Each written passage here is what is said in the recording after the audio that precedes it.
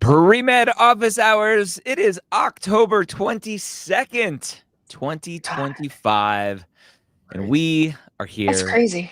to answer your questions, to ease your fears, to soothe your soul, and to hopefully get you into medical school. Welcome to W993 XYZ. Those are Smooth some jazz lofty radio. goals today. We're the smoothest jazz radio station east of the Mississippi, hanging out with you today. I want to go be in radio. I think it'd be super fun. Hello, everyone. I am Dr. Ryan Gray, founder of Medical School Headquarters Mapped, author of the Pre-Med Playbook series, host of the Pre-Med Years podcast, all-around cool guy, future hopeful radio station DJ, because that's really fun. Hanging out today, we got the Reverend Dr. James Scott Wright, former Director of Admissions at UT Southwestern, retired Executive Director at TMDSAS. Hello. Dr. Wright, how you doing? I'm good. I'm doing well. It's finally turning into fall in Texas. It's fall. It's been nice. So yeah.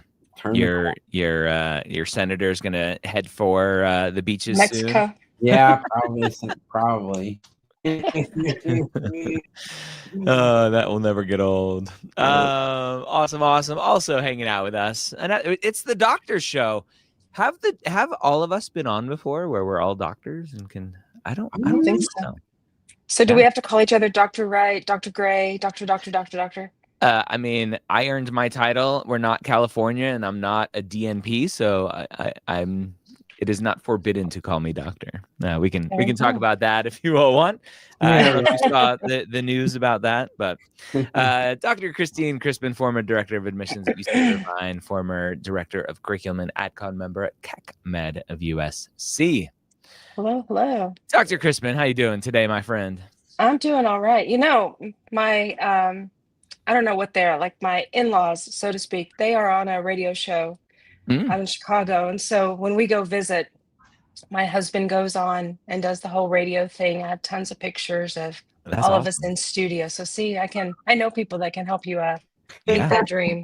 There you go. We'll make it happen. We just need to find a radio station like 5:28 a.m. Like some playful number for MCAT or something. I don't know. I like to do everything around 5:28. Well, I mean, who doesn't? It's just super funny.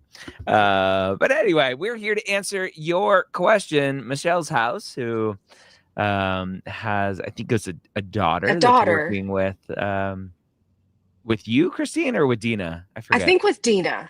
Yeah, with Dina.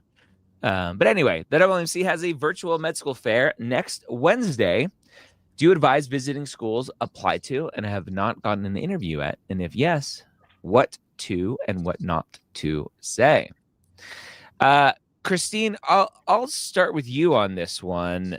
I'm assuming you've participated in these virtual med school fairs back in the day, potentially maybe, or med school fairs in general.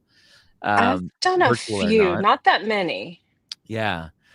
What do you recommend for students in this situation who are in the application process and are waiting to hear back from a school, and that school happens to be presenting at the fair? For those who don't know, the fair is basically a bunch of virtual rooms, and depending on the school may be just giving a presentation the whole time, or it may just be a representative from the school answering as many questions as they can. So the format may be a little bit different in each room, but in general, you go into a room and you can chat questions.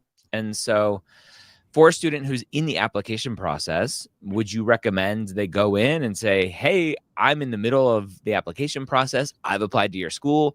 What the heck, man? Why haven't you responded? What's a good engagement process here?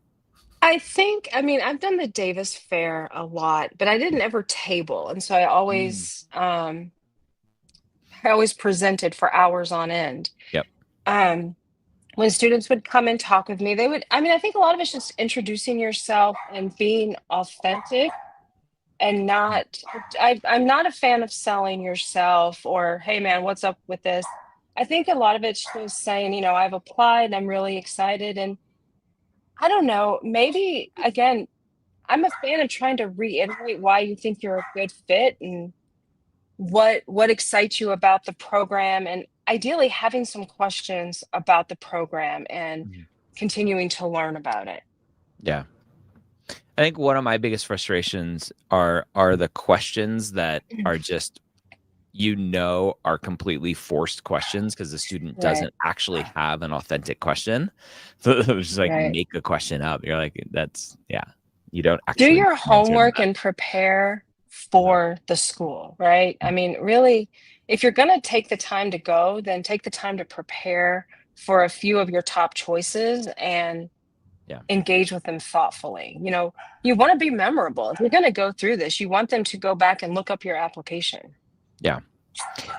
For those of you watching right now, let's try to get a little engagement. Are you a parent? Are you a student? If you're a student, where, or even if you're a parent, where is your student at in the process? Applying this current cycle, applying next cycle, 2026? Are you before that?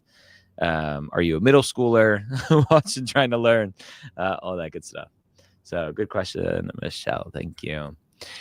Chili has two comments here, or one question, then one comment. What can applicants do after being waitlisted at a school? Which to me is not super important because Chili also says, hey, I'm at 9 interview invites, 5 acceptances for the cycle. Could not have done it without MSHQ. So thank you. Fantastic. Yay. Amazing. That's awesome. Save, Congratulations. save some acceptances for someone else. All Yeah. right. Right. Man. But let's say they're waitlisted at their dream school. Scott, what should they be doing in this situation?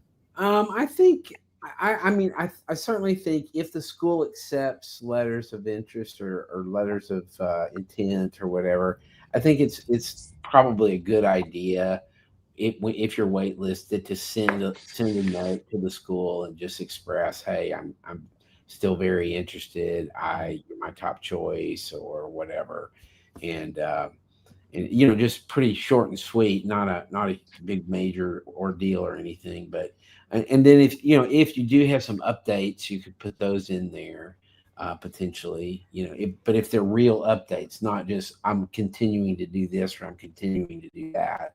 That's not what I mean by updates. I mean something brand new or strikingly different or whatever. Yeah. So yeah. I'm a fan of, and whether this works or not, I think there's some like psychological trick at play when a student can say, hey, I've been blessed to get 5 acceptances already, but you're my number one.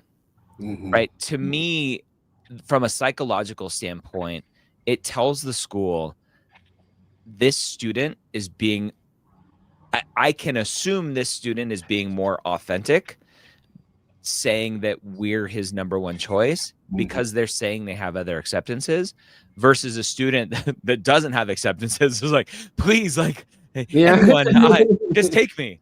I think there's a little bit more Yeah. less what's the word I'm trying to think of,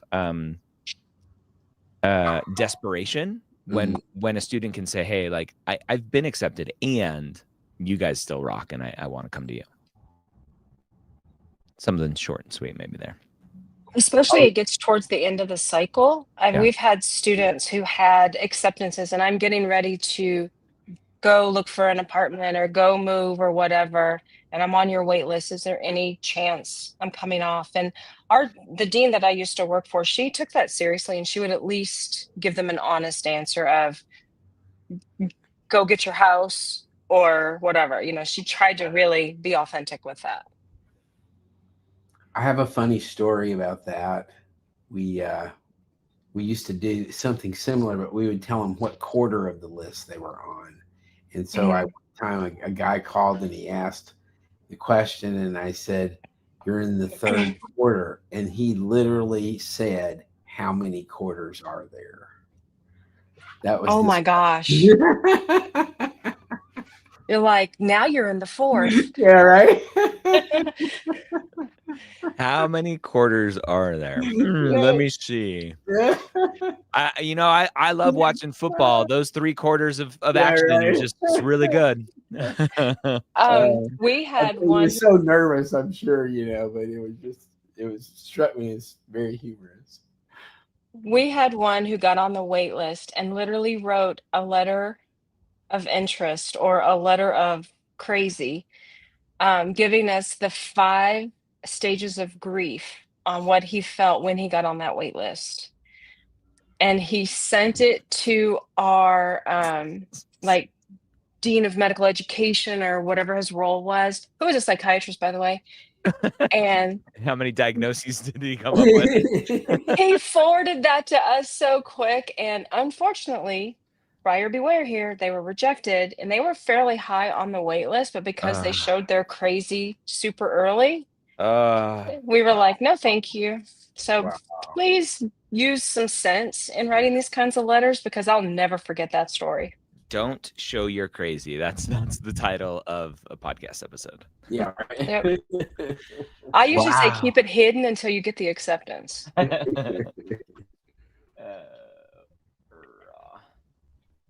Sorry, I'm plugging in something. Yeah, that's and that's the 5 thing, right? stages of grief. I think I think students and parents alike. Oh, we lost you. Hello. You're gone.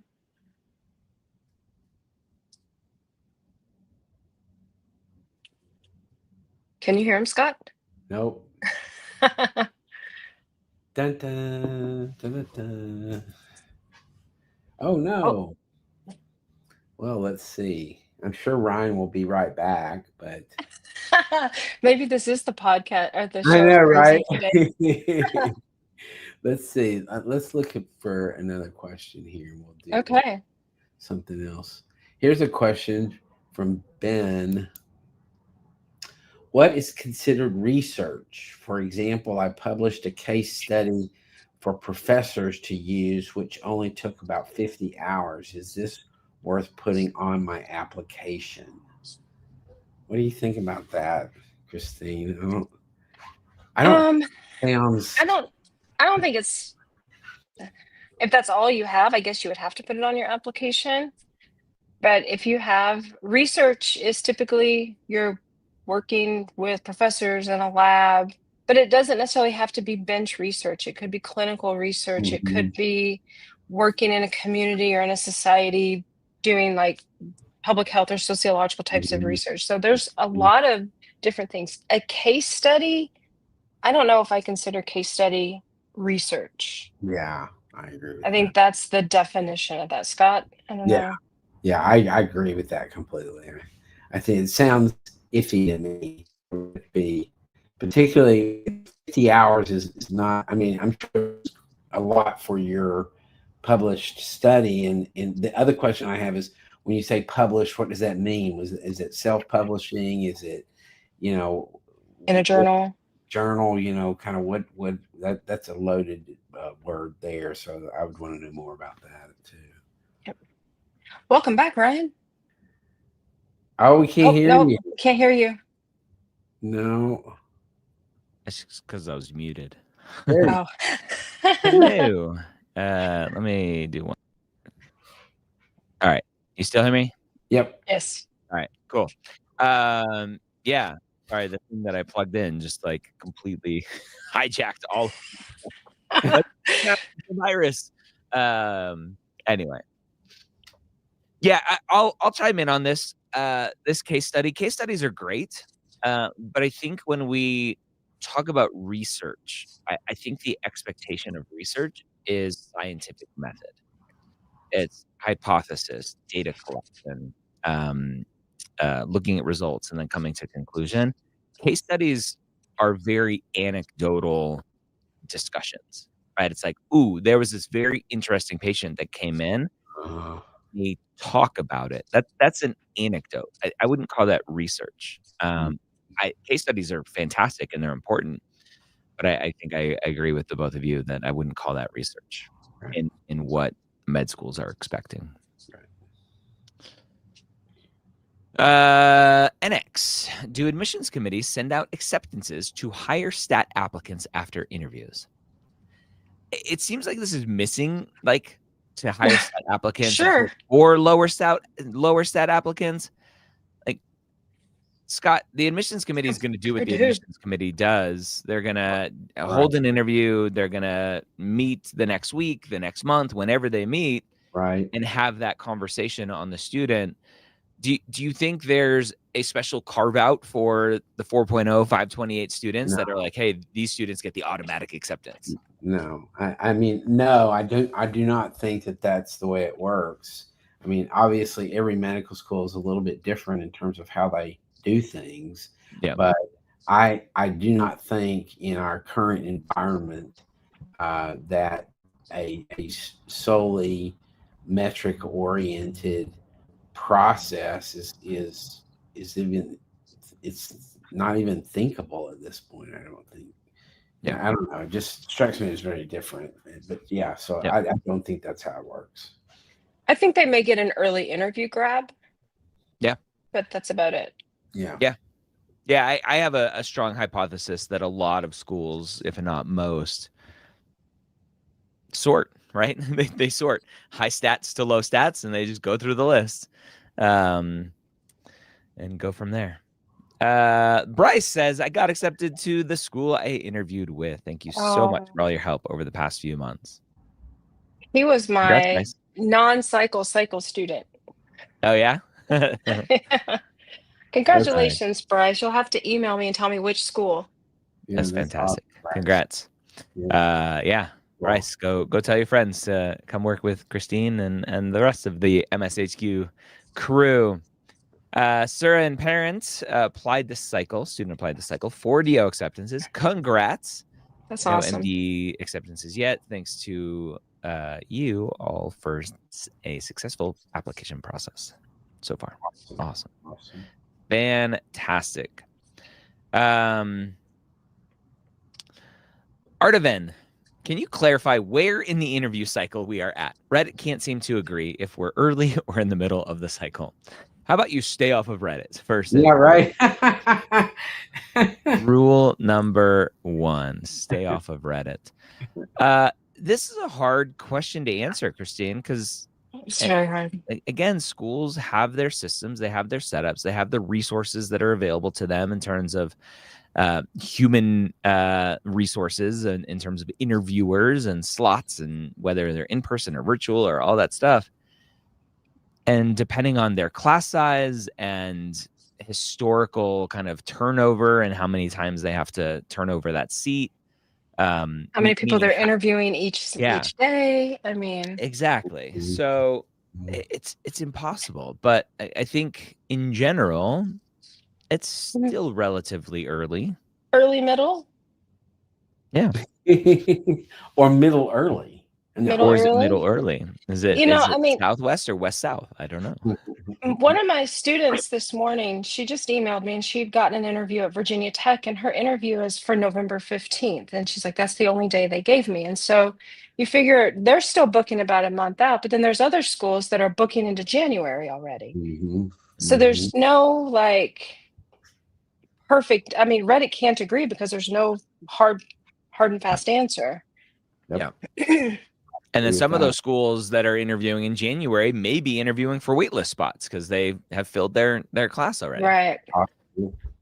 So I think at the end of the day, your goal is to apply as early as possible for you. It does not have to be first day or first week. Calm down, people. But apply early. Write good essays. Turn your secondaries around in time, take the MCAT appropriately, timeline wise, and get an interview and celebrate. So, or do mock interviews, get accepted, and then celebrate. Yeah. Danny asks, at what point does an activity fall under non-clinical volunteering versus teaching? For example, this one org I'm in, we teach English to healthcare professionals living in Vietnam. That's teaching. Sounds like teaching. When the title is teacher, you are teaching. This comes up all the time. I'm very interested to hear your thoughts on this. I will ask students during a console call when we're trying to figure out competitiveness for applying or waiting or what. Tell me about your non-clinical volunteering. Oh. And they inevitably will say, oh, I tutor science to STEM students in middle school at an underserved middle school. And I'm like, that's amazing. And there's a whole separate category for teaching, tutoring, being a TA.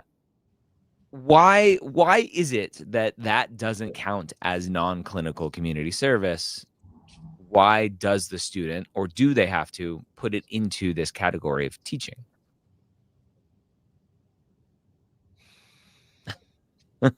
That's a good, I mean, that philosophical question is a good question. Yeah.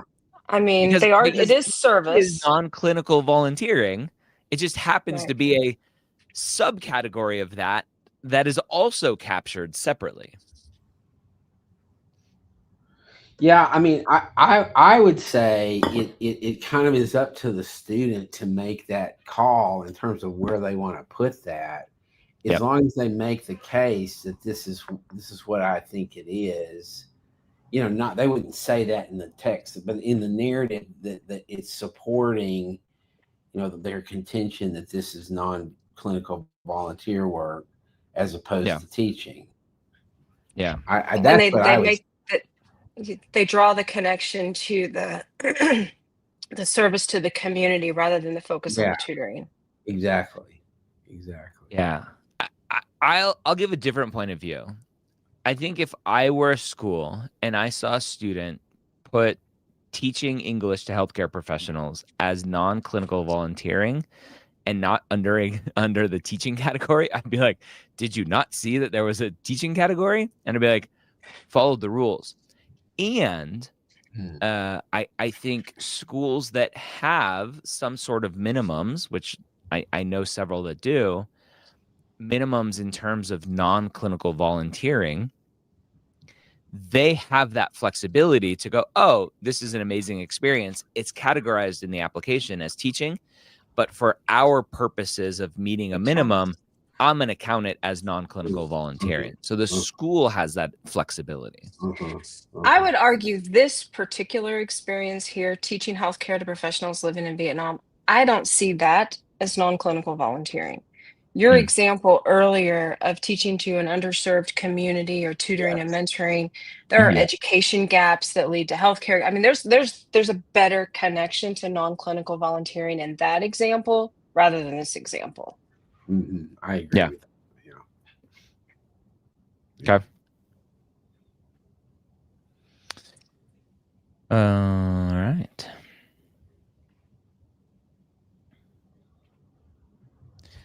Karen asks, applying current cycle, I have one upcoming interview and was waitlisted yesterday at the top choice.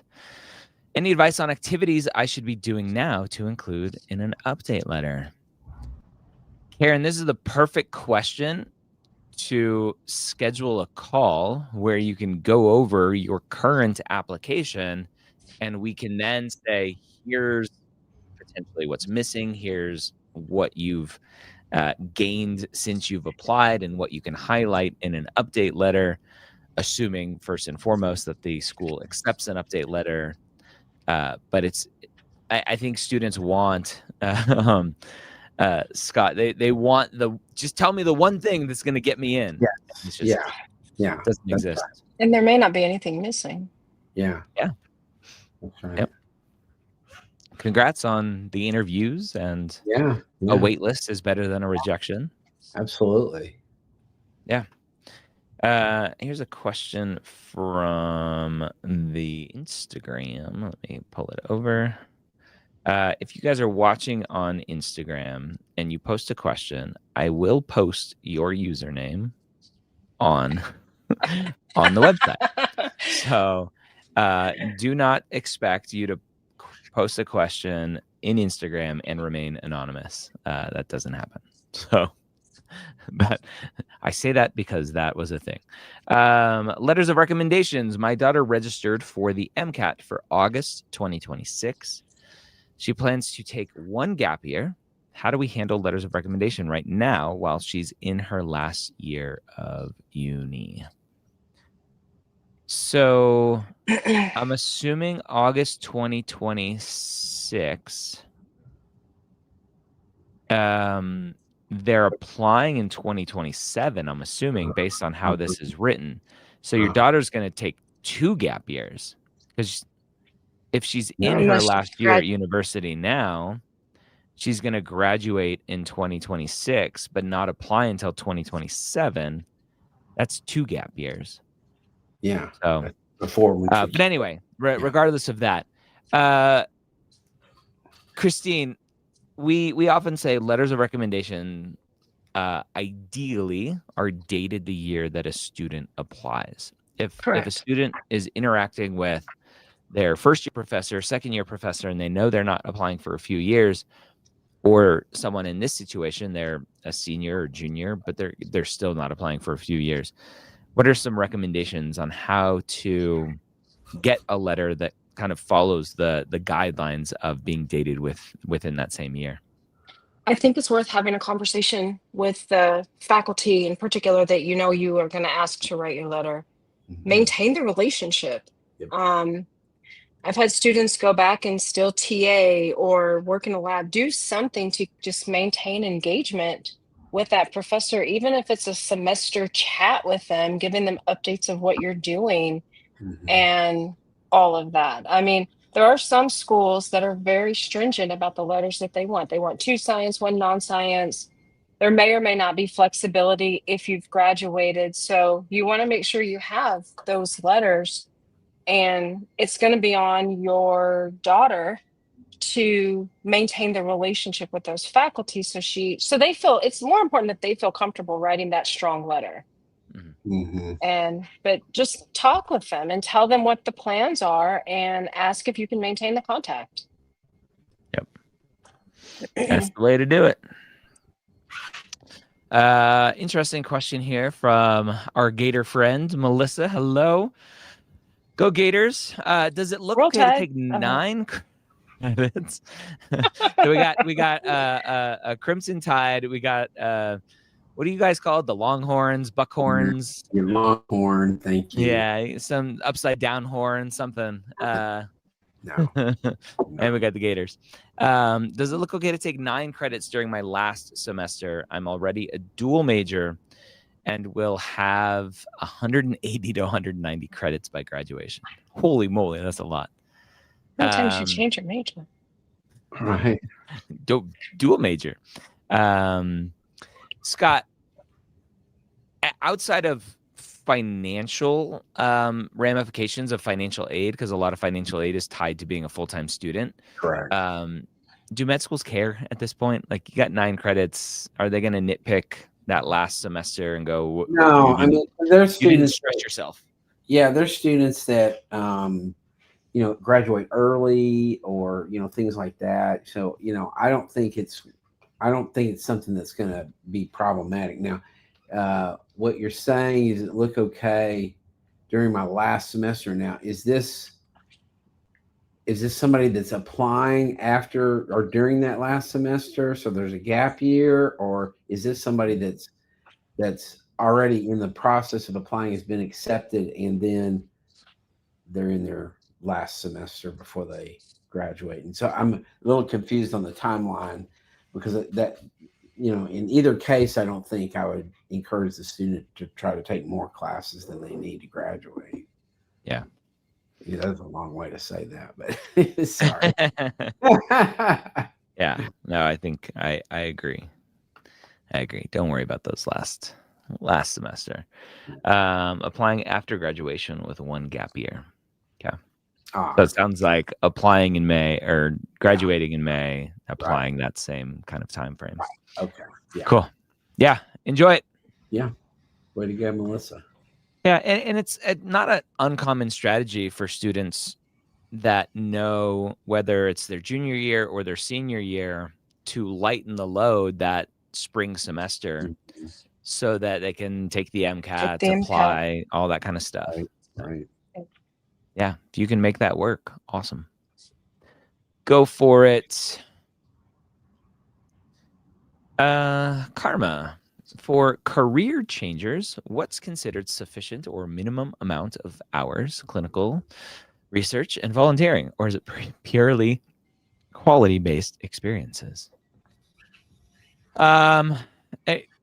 We as a team came up with some numbers that we'll be releasing here soon for a readiness score evaluator report card kind of thing. But it's hard. I never like to give hours out, I Christine, didn't either. because Right. then students will go, okay, great. If I hit those hours, Dr. Gray said if I have 300 hours, then I'm good.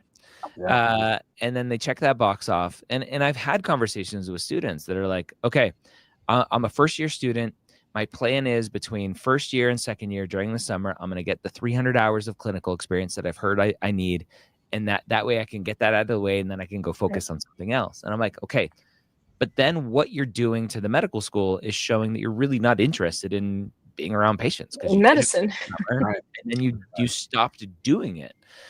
So for these career changers, right? There has to be some direction to give them for someone who maybe has very limited time because they're working full time in a non-clinical career to put food on the table and a roof over their head and Yeah. provide for their family, etc. What is a good idea for them to shoot for outside of just looking strictly at the numbers? Oh, you're asking me this one. Okay. Yeah. Sorry. I led with Christine and then I went on a whole rant and then Okay, so you forgot. I I think you have to do what's reasonable. And if you're working full time and you have an opportunity to, maybe you're only able to volunteer or do something 3 to 5 hours per week, then I think that's reasonable. I think the most important thing as a career changer is that you demonstrate why you're changing careers, that they understand the motivation, and you have to have that demonstration through those experiences. So, research, I mean, I know we talk about this. I'm not as worried about research as I am clinical and volunteering, particularly as a career changer. And so, if you can find time, a few hours a week to do clinical, and then a few hours a week to do volunteering in a non-clinical realm, I think that is totally reasonable given that you are working full time and all the other things. So Okay. that usually equates to 150 hours per year overall.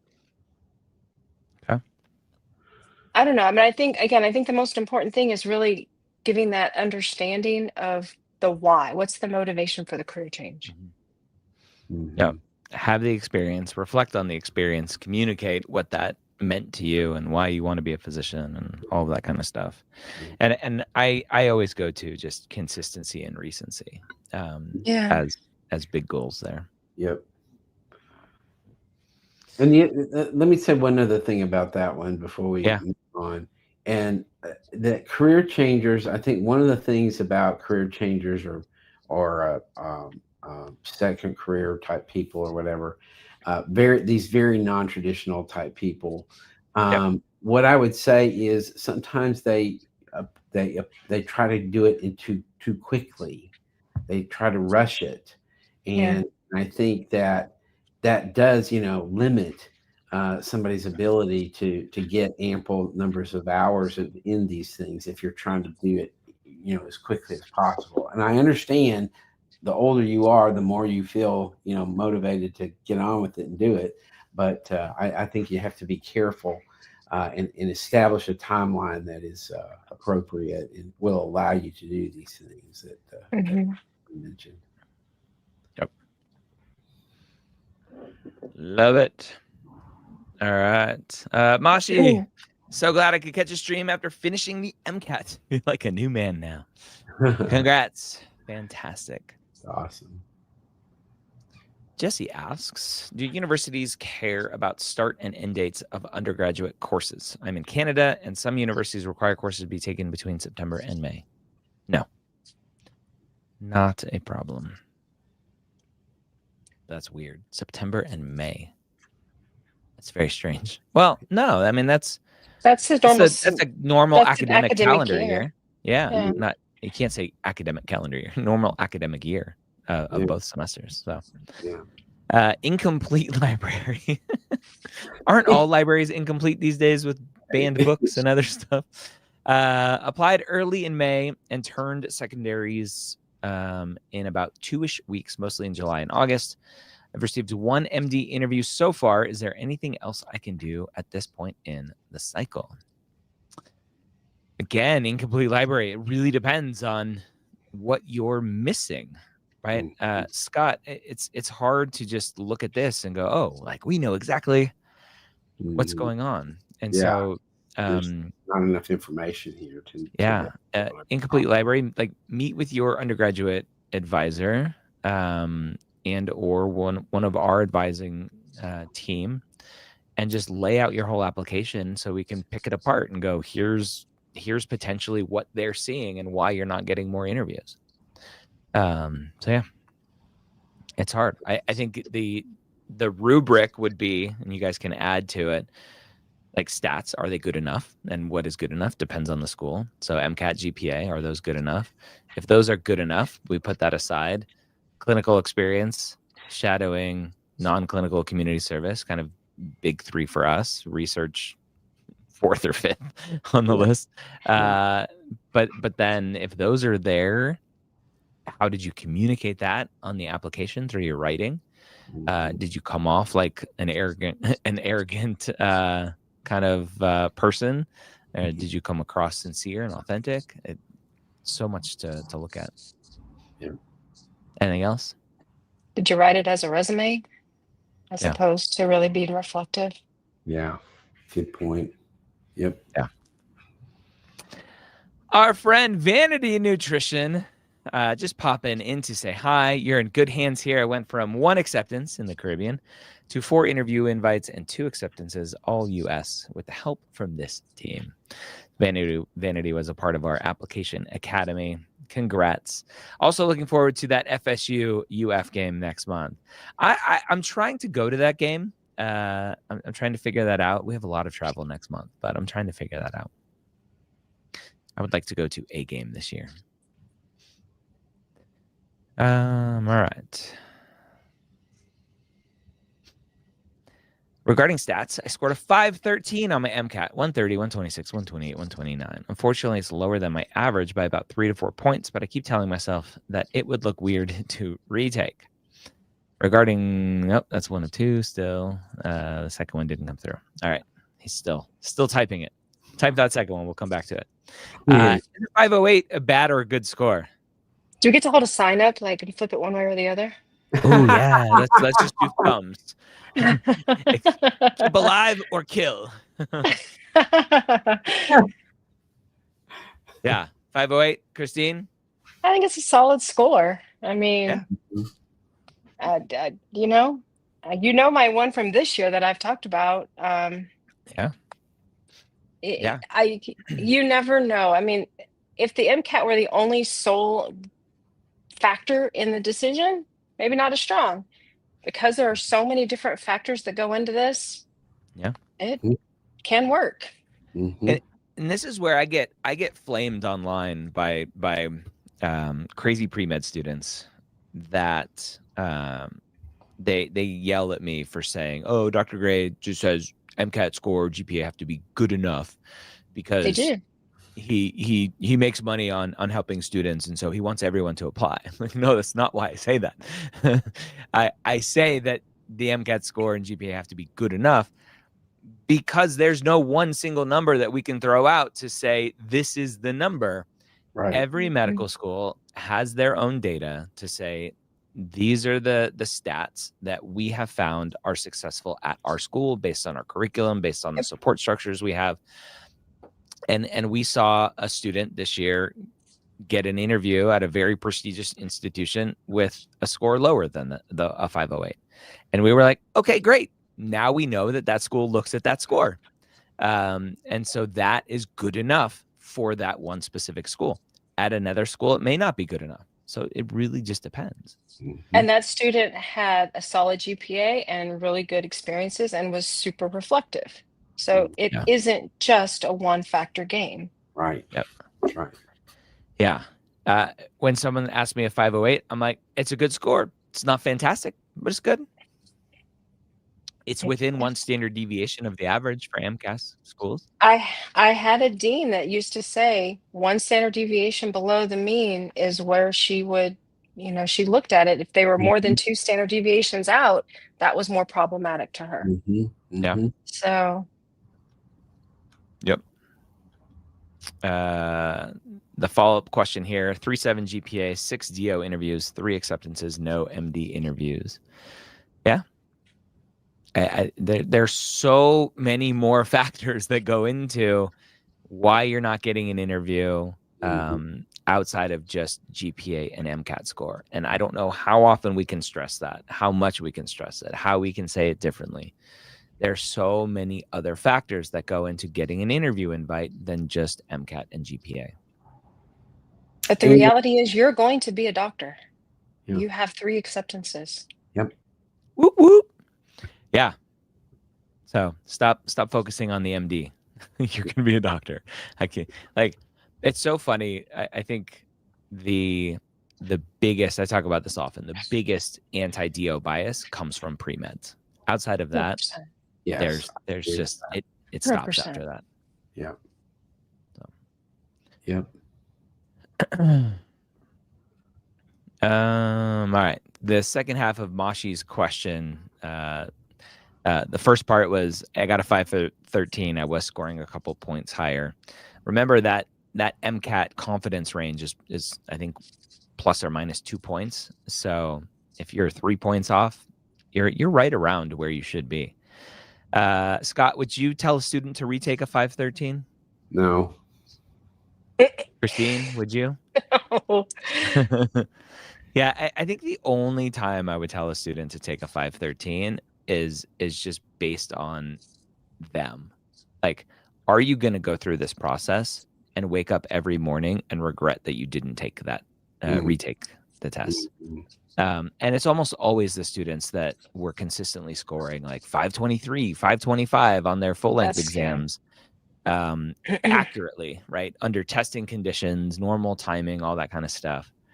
I would be like, yeah, like I would be disappointed if I was scoring 525s and got a 513 as well. But a 513 is not going to keep you out of med school.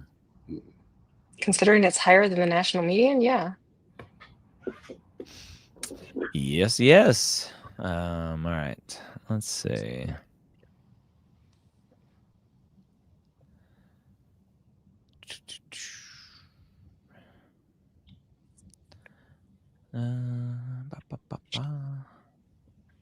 Is it possible that interviews may start coming in the coming months? Yeah. Interviews are still happening. Yep.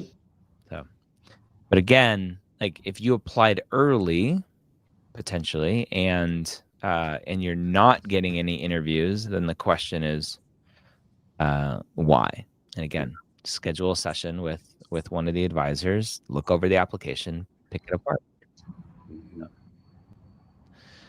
Mashi, that was me. I was scoring 516, 513, still 87. Yeah. So if you're scoring a 516, I would say your 513 is accurate. I wouldn't retake it based on that. Yes. That's a good score. I think Mashi misheard me. I said if they were scoring 525s and got a 513, but a 516 to a 513, that is within the expectation. I agree. My community service is also clinical, my experience. Unpaid at a free clinic. What happens when schools distinguish between clinical experience and community service? This is one of the most common questions that just comes from a lack of understanding the categories of the application. The application, the four main categories that get confused is paid clinical, paid non-clinical, unpaid / community service, or volunteer / community service is how it's listed. Clinical, volunteer, community service, non-clinical. So that was loud. I don't know what ding that was. The clinical experience can be clinical and volunteer. That's one category. So, yeah. And they have non-clinical community service. Great. And I think the schools will look favorably upon working at a free clinic. Obviously, you are serving in community and things like that. But you have to know going in that there is still an expectation of non-clinical community service. Mm-hmm. Yep. All right. Good stuff. All right, friends. As we're wrapping up here, it's MCAT registration day 2, Group B. Scott, what are your thoughts on MCAT timing? Because that's always a big question. When's your comfort zone with taking the MCAT and then getting that score back? Because a lot of schools will wait for that score to actually review the application. Yeah. Although we did find out that I think it was Mayo. Mayo says, do not submit your secondaries. I think it's Mayo. Fact check me. Do not submit your secondaries if you have an MCAT score already associated with your application, but you're waiting on a second MCAT score, which is very interesting, which is why we always say it depends. Because historically, we say, just in general, most schools are not going to look at your application until all of your scores are in, if you have a pending score. Right. I'm pretty sure it was Mayo, again, fact check me, where they said, as part of their secondary, do not submit this if you have a pending score and you already have a score, because they'll just look at your score, score that you already have. Very interesting. Mm-hmm. So anyway, Scott, sorry, timing.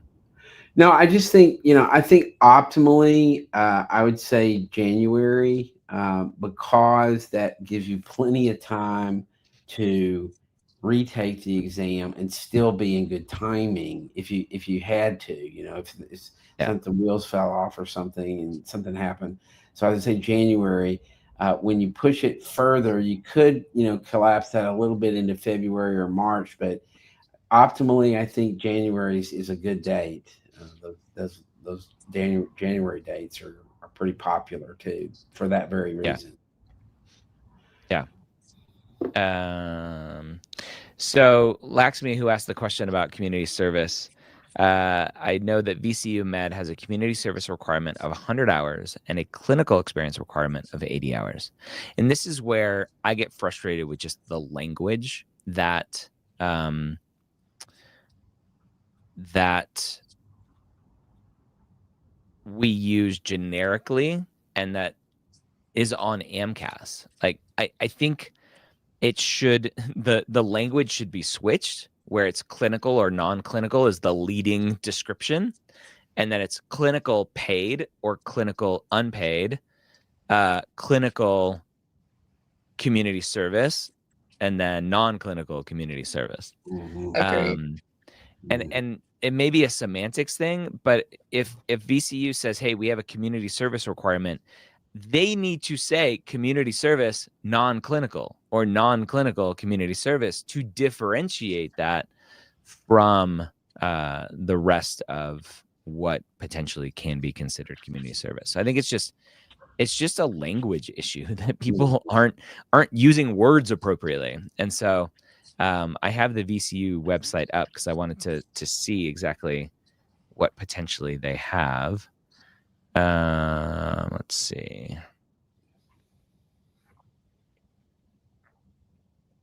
How to apply? The whole applicant. Oh, look at that. I love it. Thank you, VCU. putting some minimums on there. Supplemental. I don't like that they call it supplemental. It's a secondary. Come on. Screening, interview. So it's interesting. I don't see any. Oh, here, extracurricular activities, leadership, blah, blah, blah, community service. Here we I had go. a clinical experience just above that. Yep. There it is. Yeah, 100 hours minimum. Example include tutoring, food banks, hospice, clinical, homeless shelters, Peace Corps. So yeah, this looks mostly non-clinical, and then from a clinical, so we're out here fighting the good fight, saying, hey, like They're shadow separate. not clinical experience. And then VCU is in here going, dude, like, do whatever you want. They're all together. Anyway. But they do say a minimum of 100 hours, but the average for the matriculant is 200 hours. So pay attention to those who are getting in, not what the averages are. Yep.